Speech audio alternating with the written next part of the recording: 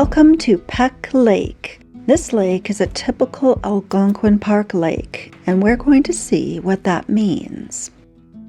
There are lots of different trees in this trail, and the really big ones behind me are eastern hemlocks.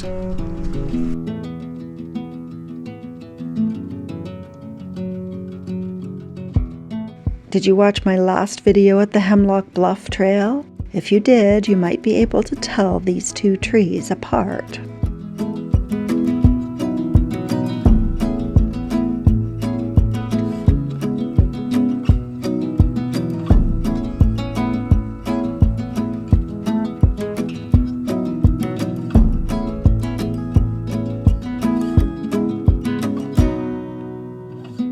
Here's our first view of Peck Lake.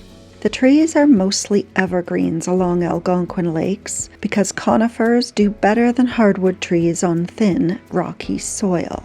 Here's an example. Do you recognize this bark?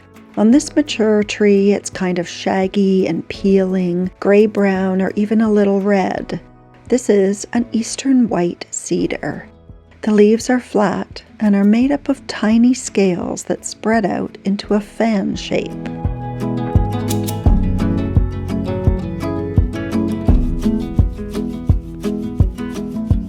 It's like a dream for me walking through this section of cedar forest. Did you notice this large tree? It's an old white pine.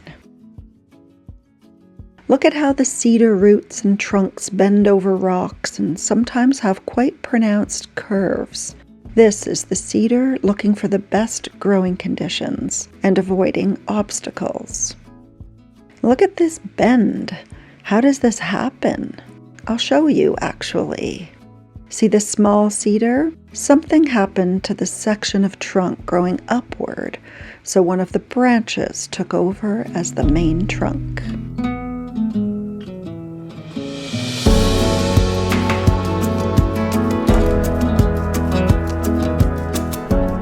I just saw two people with fishing rods go by, and they are looking for splake. What is splake? For the best answer to that question, we need to look at three things: wind, water temperature, and oxygen. This will give us an insight into what is happening in Algonquin lakes like this one. Air is about 21% oxygen, and the lake water has some dissolved oxygen, not much, less than 1%. And the oxygen is put to work. Fish and other living things rely on it, but most of the dissolved oxygen is used up in the decay process of dead plants and animals at the bottom of the lake. But then, how is the oxygen in the lake replenished? A small amount comes from water plants, but the vast majority comes from wind. Today is very calm, but on a windy day, waves splash and crash, and it is this action that forces oxygen into the water. Right now, in late fall, the water is all the same temperature, about 4 degrees Celsius. So when the wind churns the water, it is mixing all the water together. The oxygen forced in at the surface is mixed in throughout, even down to the bottom of the lake. This is called the fall turnover, and it will continue until ice and snow isolate the lake water from the air. This is all the oxygen the lake will have until the ice melts. Let's hope it's enough, because if it's not, the fish and plants will die and the lake will develop dead spots.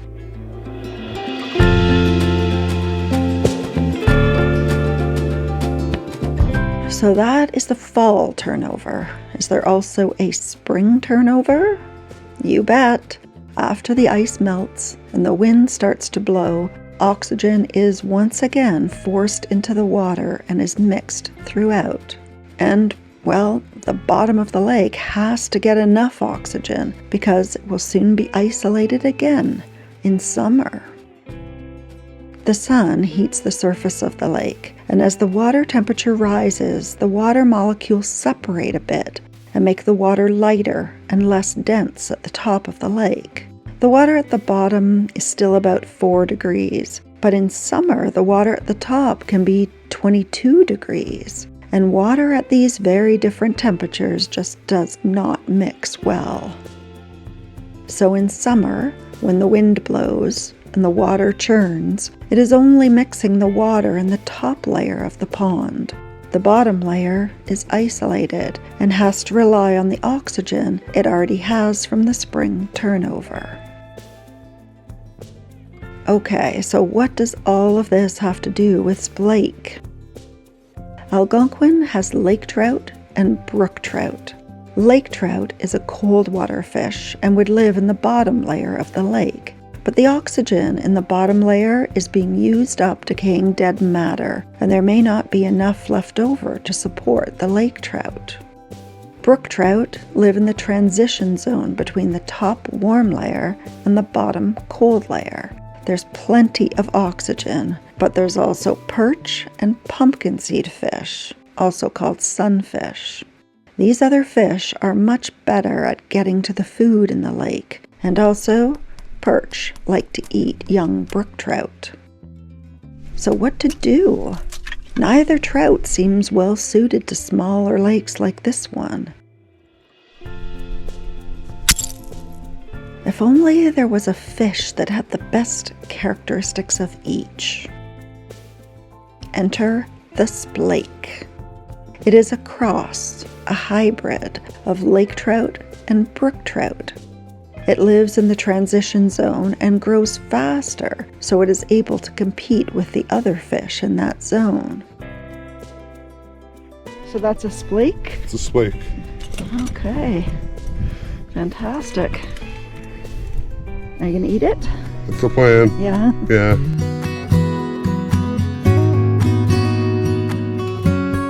Splake don't often naturally reproduce, so they are created by mating female lake trout with male brook trout in a hatchery.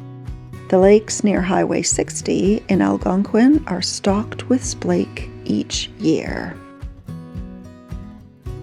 So if you visit this lake or another small to medium-sized lake in Algonquin Park, you'll be able to imagine what is happening below the surface of the water.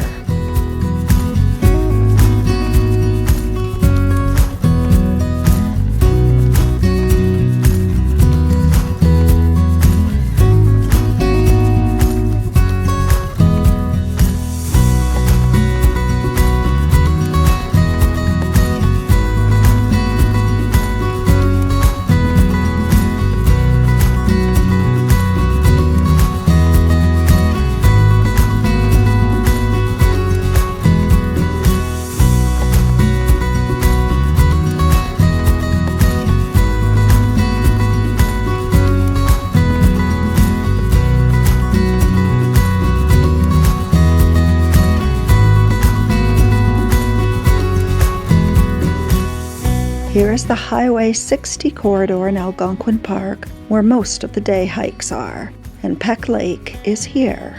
To park, you will need a daily vehicle permit from the Ontario Parks website.